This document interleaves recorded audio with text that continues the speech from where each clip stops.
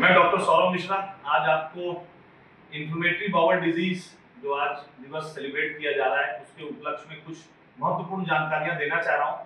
हमारे भारत में इनफैक्ट हमारे स्टेट में यूपी में जिस एरिया में हम प्रैक्टिस करते हैं उन्नाव, शुक्लागंज और कानपुर में आईबीडी के बारे में बहुत ज्यादा अवेयरनेस नहीं है। जैसे कि शब्द हमें बताता है इरिटेबल बाउल डिजीज। इरिटेबल मतलब दिक्कत देने वाला, इरिटेट करने वाला, बावल मतलब आंख और डिजीज मतलब रोग। कोई ऐसा रोग जो हमारे छोटी आंतों को या हमारी बड़ी आंतों को इरिटेट कर दे, उसकी वजह से पीड़ा उत्पन्न हो, बार बार मोशन जाना पड़ जाए, अपच महसूस हो, पेट में दर्द महसूस हो, तो इरिटेबल बाउल डिजीज का हिस्सा हो सकता है।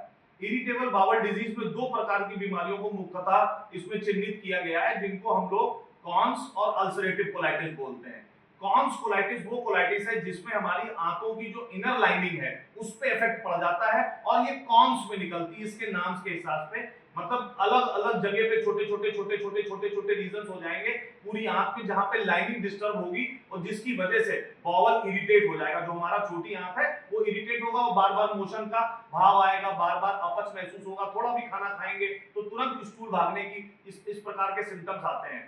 और जो अल्सरेटिव कोलाइटिस है उसमें एक पर्टिकुलर भाग में प्रॉपर्ली अल्सर होने के चांसेस और इन्फ्लेमेशन होने के चांसेस होते हैं। इसका डिस्टिंग्विश करके इसको इलाज करना गैस्ट्रोएंटरोलॉजिस्ट के पास बड़े सरलता पूर्वक हो जाता है।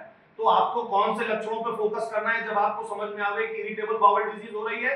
बार बार मोशन जाना, अपच महसूस होना, बावल में गैसियस महसूस होना, दर्द महसूस होना, कभी कभी लैट्रिन में ब्लड आ जाना, ये सिमिलर लक्षण कई और बीमारियों से मिलते हैं। लेकिन कई बार हम लोग नॉर्मल बीमारी समझकर इन लक्षणों को कई बार नहीं डायग्नोज कर पाते हैं। तो मेरा आज इस दिवस पे आप सब लोगों को अनुरोध है कि अगर इस प्रकार के लक्षण आपको हो तो आप अपने फिजिशियन से और गैस्ट्रोएंटरोलॉजिस्ट से मिलें, जिसमें से वो पुख्ता इसकी जानकारी लेकर इरिटेबल बाउल डिजीज के बारे में आपको जानकारी दे सके, इसका रख रखाव करने का दैनिक दिनचर्या में क्या चेंजेस होते हैं, खाने में क्या परिवर्तन कर सकते हैं, किस प्रकार की दवाइयों को सही तरीके से लिया जाए तो इसमें कंट्रोल पाया जा सकता है। इसका एग्जैक्ट रीजन तो नहीं पता है, लेकिन इसको कंट्रोल करने की हमारे पास डॉक्टरों के पास इसकी विधि है।